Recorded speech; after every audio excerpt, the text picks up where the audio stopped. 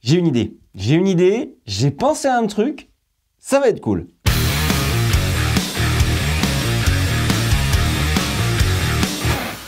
Et salut les gens derrière l'écran, c'est François pour la chaîne Explique-moi encore, je suis ravi de vous retrouver aujourd'hui. On va faire un truc nouveau sur la chaîne, j'ai eu une idée hier soir, je me suis dit tiens ça va être sympa, ça va vous apprendre des trucs et en plus on va pouvoir jouer un petit peu tout au long de la vidéo, donc ça va être plutôt cool. Alors je vous explique, demain je pars en tournage et aujourd'hui je vais préparer mon matos et j'ai plutôt bataillé pour choisir ce que j'allais amener ou pas parce que ça va être dans des conditions un petit peu particulières ce tournage, ça va être un tournage un peu compliqué et je me suis dit que j'allais vous expliquer les raisons pour lesquelles j'avais choisi tel ou tel matos sans vous dire où se passera le tournage et quel type de tournage ça sera. Mais je vais vous donner des petits indices tout au long et à la fin de la vidéo, je vous montrerai des petits extraits puisque je vais monter cette vidéo YouTube après avoir fait le tournage de demain.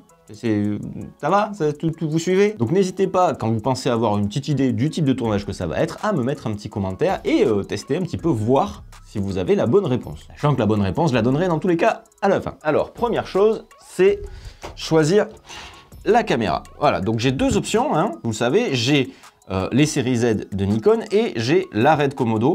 Donc la question qui se pose, c'est laquelle je vais utiliser aujourd'hui. Alors c'est un tournage sur lequel je vais avoir relativement le temps, sur lequel je vais avoir du contrôle sur la lumière, donc techniquement quelque chose d'assez posé. Déjà peut-être petite idée sur le type de tournage que ça va être. Idéalement, je partirai sur la Red. Elle est moins run and gun que le Z, mais la 6K, le Red Code, tout ça, il y a quand même une qualité assez ouf, sauf que, eh ben non. Je vais partir sur le Z, tout simplement parce que dans l'endroit où je vais aller shooter, il y a un très fort taux d'humidité, voire même des gouttes qui peuvent tomber, des gouttes d'eau.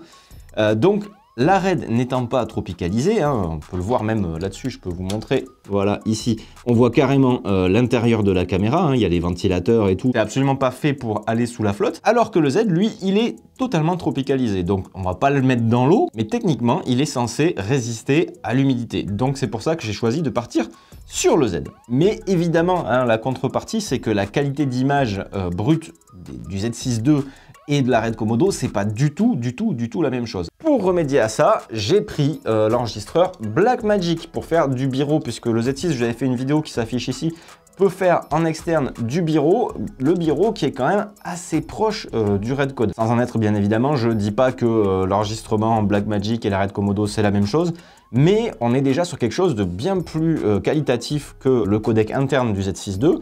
Et puis surtout, on va avoir toute la gestion des métadatas dans DaVinci Resolve. On va pouvoir gérer les ISO en post-prod, la balance des blancs si jamais il y a un truc qui va pas, etc. etc. Ma petite inquiétude, c'est que ça par contre, c'est pas tropicalisé. Donc ce que je vais faire, c'est le monter au dernier moment. Et puis surtout, à partir du moment où je vais ouvrir la petite trappe ici, si j'y arrive, là je vous montre, si ça veut bien faire le focus encore une fois.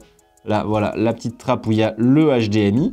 Et bien à partir du moment où j'ai ouvert ça, c'est plus vraiment étanche. Hein. Le but du jeu de ces trappes-là, c'est d'être étanche. Donc je sortirai mon enregistreur au dernier moment. Vous avez vu qu'ici, j'ai une petite griffe Small Rig qui normalement est faite pour mettre des batteries. Moi, j'y mets tout simplement le disque dur externe. Un petit Samsung T3 qui va servir pour enregistrer le bureau puisqu'on ne peut pas l'enregistrer dans l'enregistreur. On va l'enregistrer directement sur le SSD et le mettre directement sur l'ordinateur après. Comme vous pouvez le voir également, j'ai fixé le moniteur sur une petite poignée Small Rig ici pour pouvoir ensuite porter le Z6 plus facilement. Et est venue ensuite la question de la stabilisation parce que à main levée on peut faire des trucs cool, mais pour ce que je vais faire c'est pas forcément l'idéal. Alors au départ, bougez pas. Au départ, j'étais parti sur ça, c'est-à-dire le Crane 3S. J'avais fait une vidéo dessus, d'ailleurs le lien s'affiche là-dessus. C'est un gimbal qui est très lourd, mais qui aussi est très stable. Alors là-dessus, c'est pareil, j'ai un petit bras pour fixer, si je le veux, un enregistreur, ici directement. Le truc, c'est qu'il va y avoir un petit peu de marche pour arriver sur le lieu du tournage, et que, idéalement, l'idée, c'est d'amener tout le matériel sur place en une fois.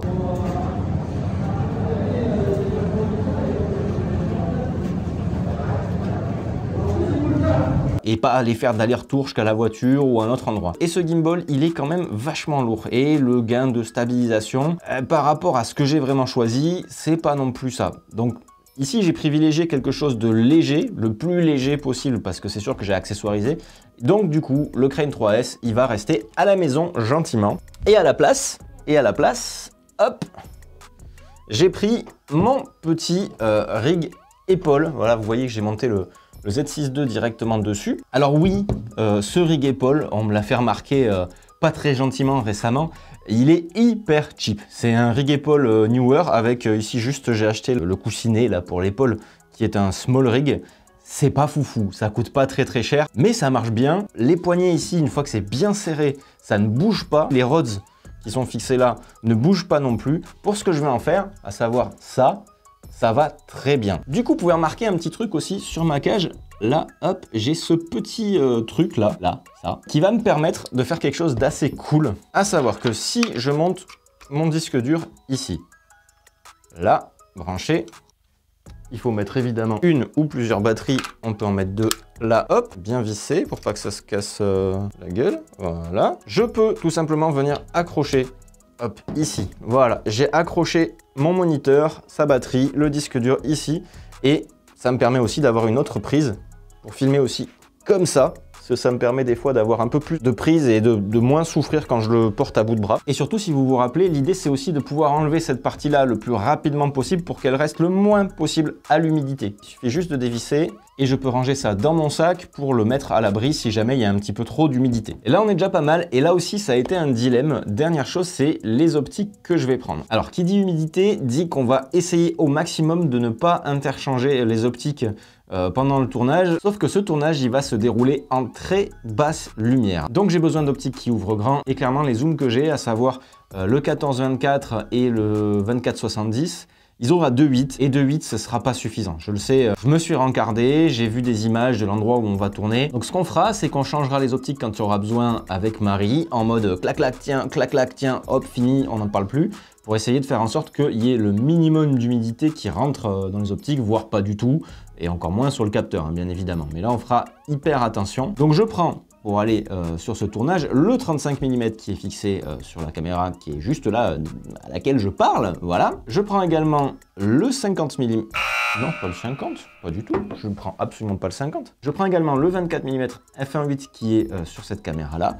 Et enfin, je prends le 85 mm f1.8 toujours, qui est ici, donc c'est les optiques Prime Nikkor. Donc pour récapituler un petit peu les questionnements sur ce que je prends avant de partir en tournage. Première chose que je vous ai montré, c'est est-ce que ça va être du run and gun, du reportage où il va falloir aller très vite, ou est-ce que ça va être quelque chose de plus posé?